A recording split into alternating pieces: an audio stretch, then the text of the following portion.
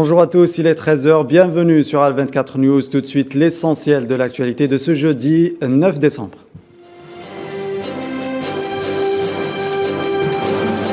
L'armée sahraoui lance de nouvelles attaques contre l'occupant marocain dans les régions de Adim Ajloud.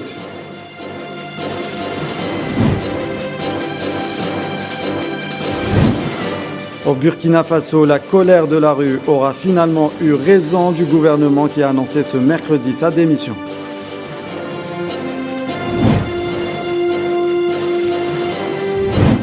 Covid-19, de nouvelles mesures appliquées en Allemagne et au Danemark pour lutter contre la propagation du virus.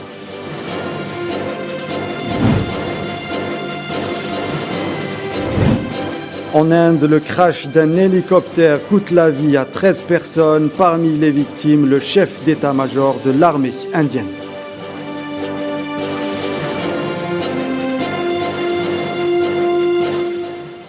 Selon le communiqué rapporté par l'agence de presse sahraoui SPS, les unités de l'APLS ont exécuté mercredi des attaques intensifiées ciblant des retranchements des forces de l'occupant marocain dans les régions de Adim Ajloud, secteur Ousserd. L'armée sahraoui poursuit ses offensives contre les forces d'occupation marocaines qui subissent des pertes humaines et matérielles considérables le long du mur de la honte, a conclu la même source. Au Mali, 7 casques bleus togolais ont trouvé la mort et 3 autres blessés ce mercredi dans une explosion qui a visé un convoi logistique des forces de la MINUSMA qui se dirigeait vers Sévaré, au centre du pays, a indiqué la mission onusienne dans un tweet. Le secrétaire général adjoint des Nations Unies chargé des opérations de maintien de la paix, Jean-Pierre Lacroix, précisé par la suite dans un tweet qu'il s'agissait de 7 casques bleus togolais.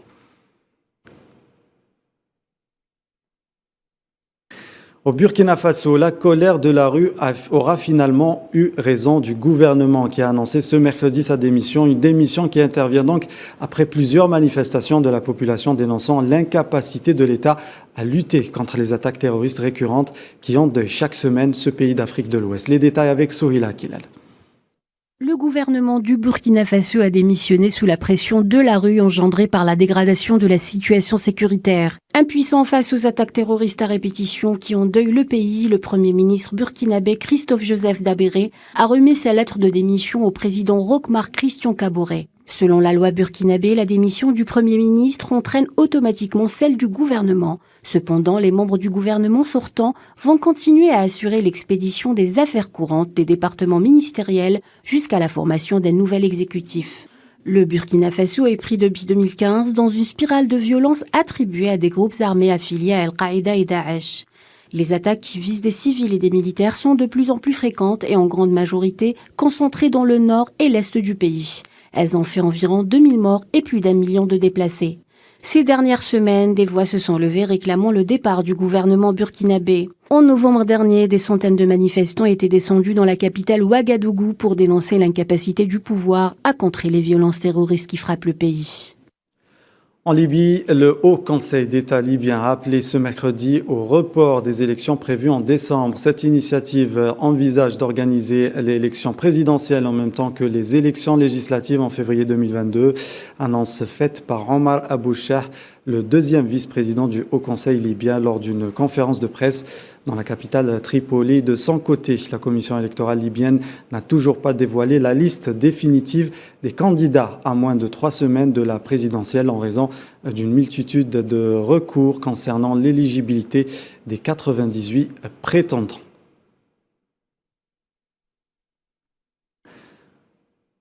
Au Soudan, le président du Conseil soudanais, Abdel Fattah al-Burhan, est revenu sur son dernier accord avec le Premier ministre Abdallah Hamdok.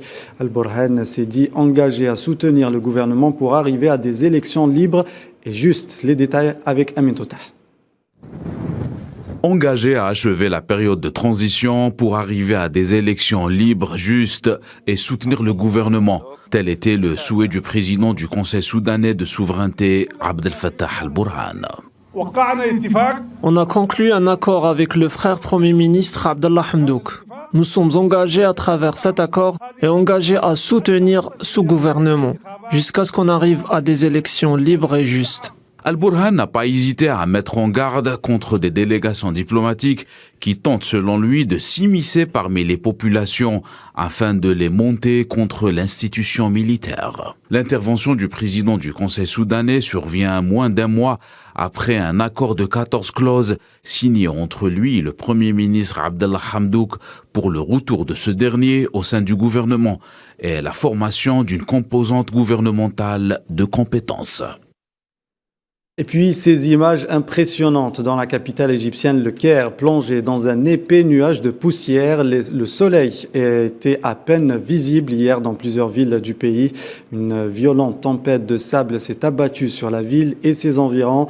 Selon l'autorité météorologique égyptienne, ce vent est le résultat d'une dépression atmosphérique sur la Méditerranée.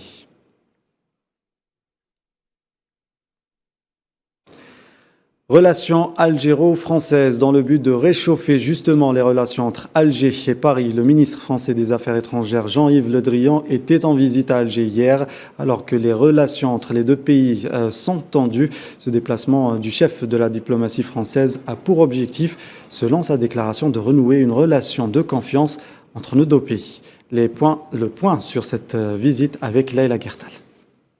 À sa sortie de l'audience présidentielle, le chef de la diplomatie a déclaré à la presse que sa visite s'inscrit dans le cadre de la relance des relations algéro-françaises et qu'il était là pour dénouer le blocage et aplanir les malentendus.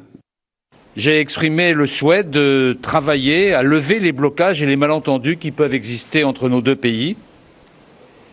Et au cours de nos échanges, nous sommes convenus de reprendre un certain nombre de coopérations.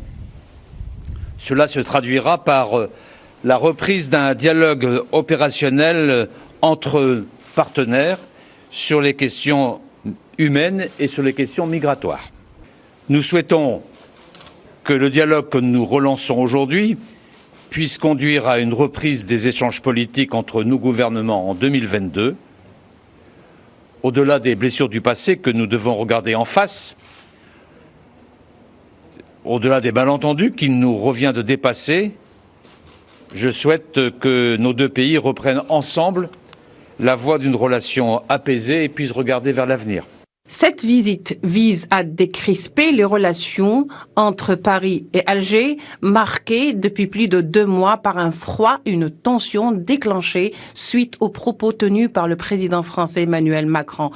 La reprise d'un dialogue et d'un dialogue opérationnel sur la lutte contre le terrorisme. Et cela se traduira aussi par nos efforts communs pour assurer la sécurité de nos deux pays.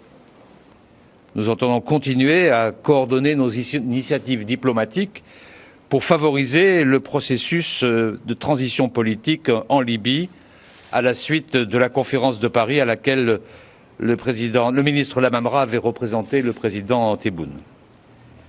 Nous avons également fait le point sur la situation au Mali, où l'Algérie joue un rôle important. Et l'engagement de l'Algérie dans la mise en œuvre de l'accord de paix et de réconciliation est un élément essentiel du processus de paix au Mali.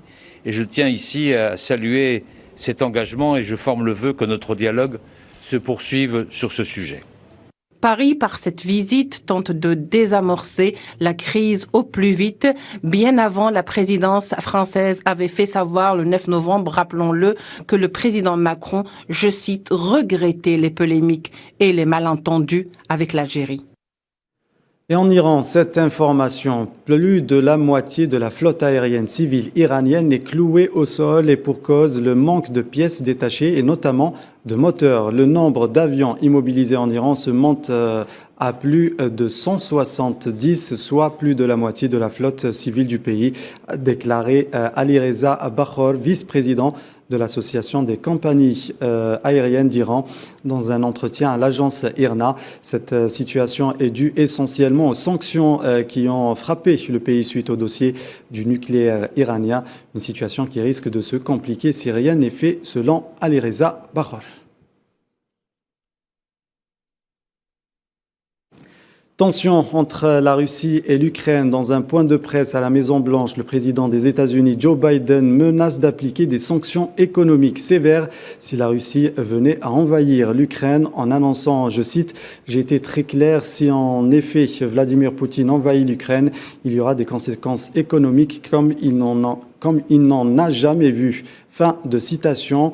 Moscou, de son côté, a balayé plusieurs reprises les rumeurs sur des préparatifs d'invasion de l'Ukraine, tout en rappelant qu'elle prenait des mesures pour assurer sa sécurité si nécessaire. Récemment, le ministre russe des Affaires étrangères Sergueï Lavrov avait déclaré qu'il fallait éviter à tout prix le scénario cauchemar de la confrontation militaire. Le social-démocrate Olaf Scholz a pris ses fonctions de chancelier en Allemagne. L'ancien ministre des Finances et vice-chancelier d'Angela Merkel, âgé de 63 ans, est à la tête d'une coalition inédite composée du Parti social-démocrate, des Verts et des libéraux du FDP. Il a été élu dans la matinée avec une majorité de 395 voix sur 735 au Bundestag, la chambre basse du Parlement. Les détails avec Safwan Ben Sabri. 2 mois et demi après les élections en Allemagne, Olaf Scholz a été élu chancelier par les députés mercredi 8 décembre. Le socialiste démocrate ramène le centre-gauche au pouvoir, tout en refermant définitivement les 16 années de l'ère Angela Merkel. Sur les 736 élus du Bundestag, 395 ont voté pour Olaf Scholz, 303 ont voté contre et 6 se sont abstenus, lui permettant ainsi de devenir le 9e chancelier de l'Allemagne d'après-guerre. Son élection ne faisait aucun doute, son parti social-démocrate, arrivé en tête aux législatives, dispose d'une confortable majorité de 206 sièges avec ses 2 nouveaux partenaires de coalition, les Verts, qui eux disposent de 118 sièges, et les libéraux du FDP, qui eux bénéficient de 92 sièges. Féministe convaincu, Olaf Scholz prendra les rênes d'un gouvernement composé pour la première fois d'autant de femmes que d'hommes. 3 d'entre elles seront à la tête de ministères clés, les affaires étrangères pour l'écologiste Annalena Baerbock, la défense et l'intérieur pour les 2 social-démocrates Christine Lambrecht et Nancy Faeser. Inédit, le gouvernement le sera aussi dans sa composition politique. Il réunira en effet pour la première fois depuis les années 1950 3 partis. Le SPD, les Verts et le Parti libéral-démocrate sont rapidement parvenus à s'accorder sur un programme qui mise principalement sur la protection du climat, la rigueur budgétaire et la place de l'Allemagne en Europe. Le défi à relever pour le successeur d'Angela Merkel sera de taille, celle-ci s'étant retirée sous l'ovation du Bundestag avec une cote de popularité estimée à 80%. Santé, Covid, plan B pour le Royaume-Uni. Boris Johnson l'a annoncé hier. De nouvelles mesures seront donc appliquées pour lutter contre la propagation du virus, recommandant notamment à la population de privilégier le télétravail. Le port obligatoire du masque serait élargi à la plupart des lieux publics, tandis qu'un pass sanitaire sera nécessaire pour les lieux accueillant un public important. Du côté du Danemark, la première ministre danoise Mette Frederiksen a incité la population à privilégier le télétravail et à annuler les fêtes prévues en fin d'année. Retour au Royaume-Uni où Boris Johnson est sous les feux de la critique. Au cœur d'une nouvelle polémique en cause, une vidéo publiée mardi 7 décembre sur les réseaux sociaux datant de décembre 2020. Plusieurs collaborateurs du chef du gouvernement plaisantant au sujet de l'organisation d'une fête de Noël, alors même que Londres faisait à ce moment-là l'objet de restrictions très fermes, les réunions de 2 personnes ou plus étant interdites. Le Premier ministre a présenté ses excuses avant d'annoncer l'ouverture d'une enquête. Conséquence directe de cette nouvelle polémique, Allegra Stratton, ancienne porte-parole de Boris Johnson, impliquée dans cette vidéo, a présenté sa démission. Covid toujours, focus aujourd'hui sur les traitements et autres vaccins. Les laboratoires Pfizer et BioNTech annoncent l'efficacité de leur vaccin contre le nouveau variant Omicron. Mais après injection de la 3e dose, les 2 laboratoires ont tout de même annoncé un nouveau vaccin pour lutter efficacement contre ce nouveau variant Omicron. Les détails avec Naïla Ithamouda. Jamais 203. Selon les deux laboratoires, une troisième dose de vaccin anti-Covid pourrait permettre au vaccin de rester efficace face au variant Omicron. Les spécialistes, eux, insistent sur la troisième dose dans le but de stimuler les anticorps qui jouent un rôle de bouclier très fort pour résister aux variants Delta et Omicron. Pfizer et BioNTech travaillent désormais sur le développement d'un vaccin spécifique pour lutter contre ce variant. Une nouvelle formule qui devrait être disponible d'ici mars prochain, ce qui suggère une disponibilité sur le terrain avant l'été. Tous les moyens sont bons pour lutter contre cette épidémie. À la différence d'un vaccin préventif, la Chine a donné pour la première fois son feu vert à un traitement contre la Covid-19. Ce dernier soigne les patients déjà atteints par le virus afin d'éviter des complications graves. Aux États-Unis, les anticorps d'AstraZeneca sont autorisés dans certains cas. C'est la première fois que l'Agence américaine des médicaments autorise en urgence un tel traitement en pure prévention. Il ne s'agit pas d'un substitut à la vaccination. Il n'est en effet autorisé que pour les personnes immunodéprimées ou celles ne pouvant être vaccinées pour des raisons médicales. Pour rappel, pas moins de 57 pays ont déjà confirmé des cas d'Omicron. Si beaucoup d'incertitudes persistent autour du nouveau variant, plusieurs responsables de la santé affirment que ce variant est moins dangereux que le Delta, qui a causé la mort de plusieurs personnes à travers le monde. Le président américain Joe Biden réunit à partir d'aujourd'hui une centaine de pays pour un sommet pour la démocratie qui a déclenché l'ire de la Chine et de la Russie. L'événement organisé virtuellement à Washington pour cause de pandémie de Covid-19 se veut, selon la Maison-Blanche, révélateur du combat entre les démocraties et les dictatures et régimes autocratiques au cœur de la politique étrangère de Biden. La Chine et la Russie, exclues de cette rencontre, ont exprimé leur mécontentement. Les États-Unis s'autorise à définir qui est un pays démocratique et qui n'est pas éligible à ce statut relève d'une mentalité de guerre froide, ont écrit fin novembre dans une tribune conjointe les ambassadeurs russes Anatoly Antonov et chinois Qin Gang. Direction l'Inde, nous vous le disons en titre, un crash d'un hélicoptère a coûté la vie à 13 personnes. Parmi les victimes, le chef d'état-major de l'armée indienne et son épouse. L'incident s'est déroulé dans l'état du Tamil Nadu, dans le sud de l'Inde. Le général âgé de 63 ans était le premier chef d'état-major du pays, un poste créé en 2019. L'hélicoptère, un Mi-17 de fabrication russe, s'est écrasé pour une raison encore indéterminée. Une seule personne a survécu à ce crash, un capitaine. Il a été aussitôt transporté vers un hôpital militaire voisin.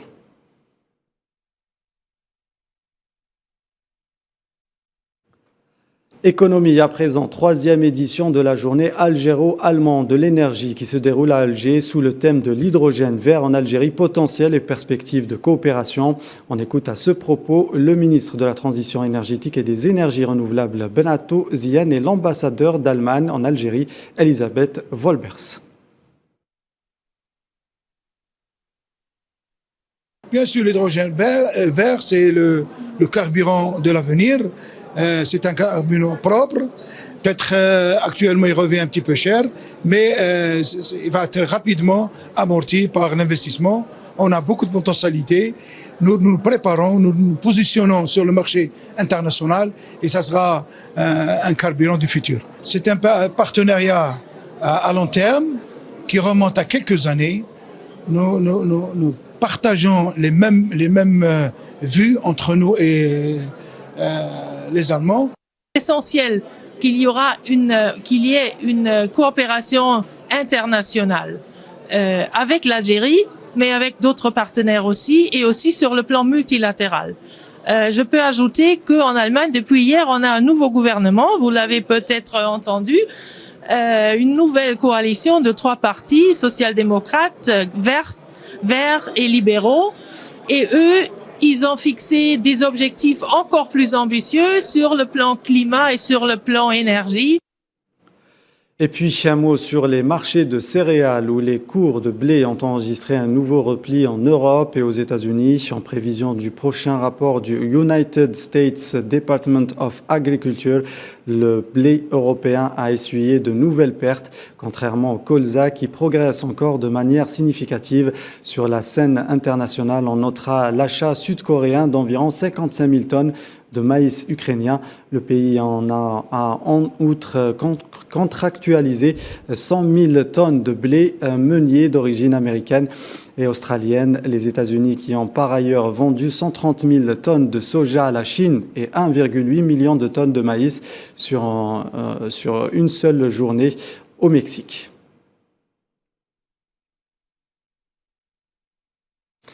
Économie toujours, la compagnie aérienne espagnole leader en voyage low cost Volotea veut renforcer sa présence en Algérie. La destination Algérie sera desservie à partir du 16 décembre courant au départ de Bordeaux et Marseille. Le voyage vers Oran sera au menu avant la fin de 2021. Les explications avec Mohamed Wali Ben Chaben.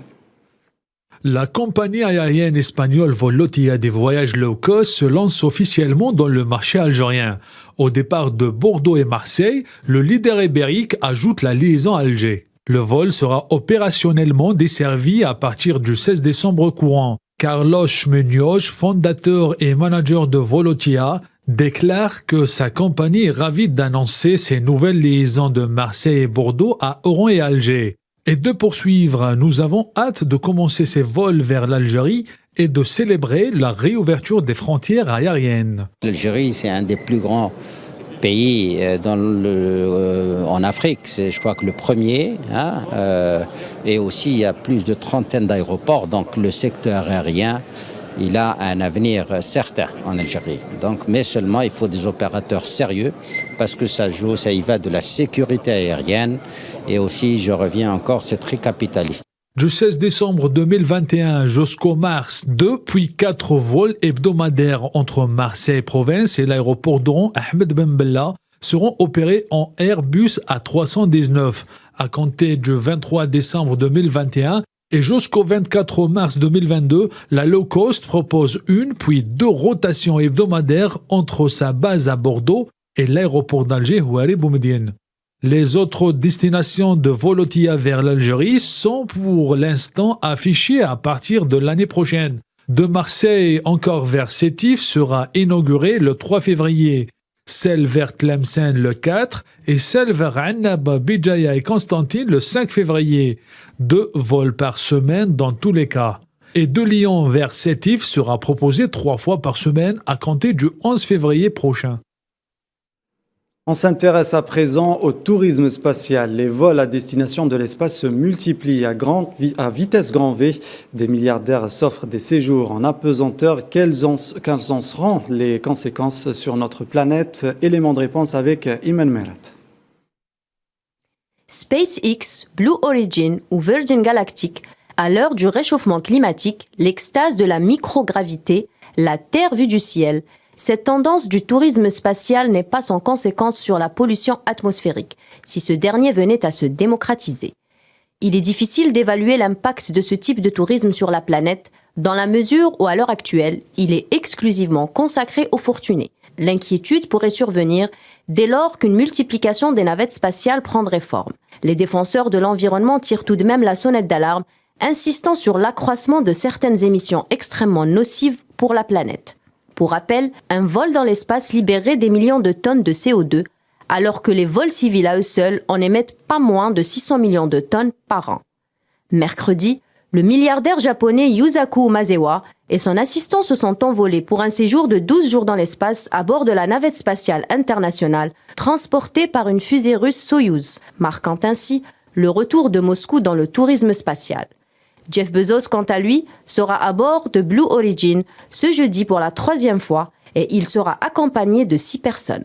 La question de la pollution engendrée par le tourisme spatial pour milliardaires gagne du terrain, sachant que Virgin Galactic, la société de Richard Branson, a déjà vendu près de 600 billets entre 200 000 et 250 000 $ et aspire à terme de mener 400 vols par année. Si l'impact sur l'environnement de ces tickets semble à ce jour accessoire, La complexité sera prise en compte dans le cas d'une vulgarisation du tourisme cosmique. Sport, handball, la Fédération africaine de handball vient d'annoncer l'annulation du tirage au sort de la Coupe d'Afrique de handball effectuée hier mercredi au Maroc. Aucune explication n'a toutefois été donnée quant aux raisons de cette annulation. Une décision qui pousse à se poser des questions sur le déroulement même de cette Coupe d'Afrique sur la terre marocaine.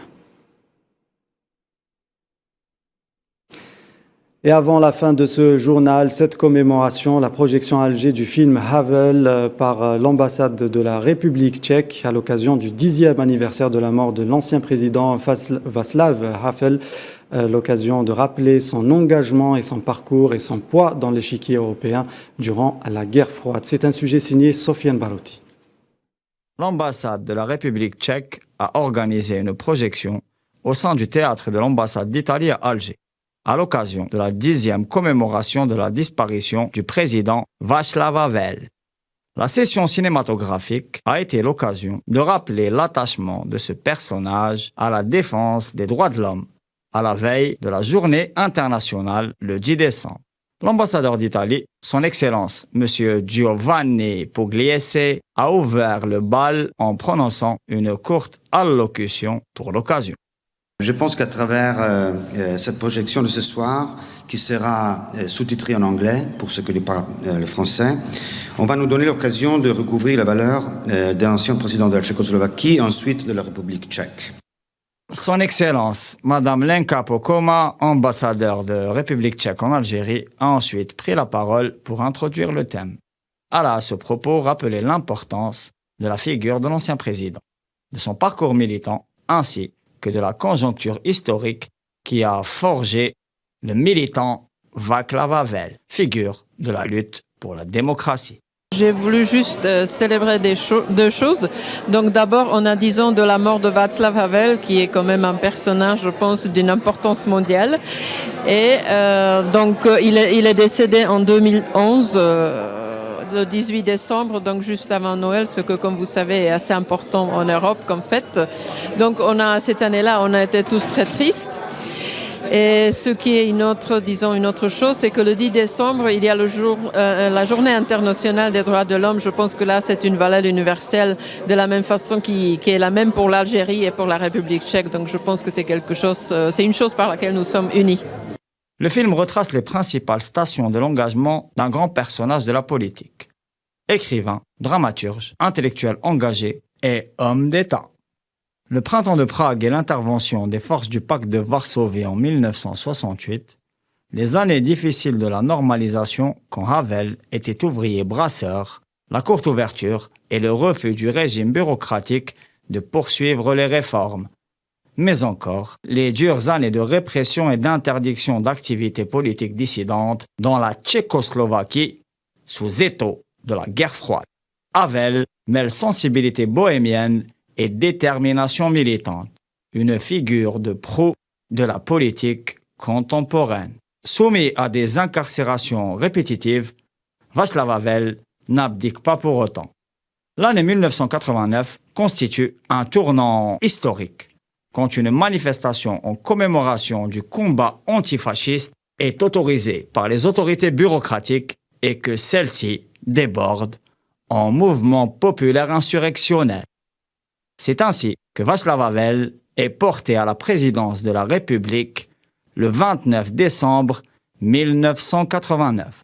Je pense que surtout, il a montré vraiment un grand courage. Il a affronté tous ces problèmes. Vous avez vu la prison, tout ce qu'il a dû. Vraiment, ça n'a pas été facile.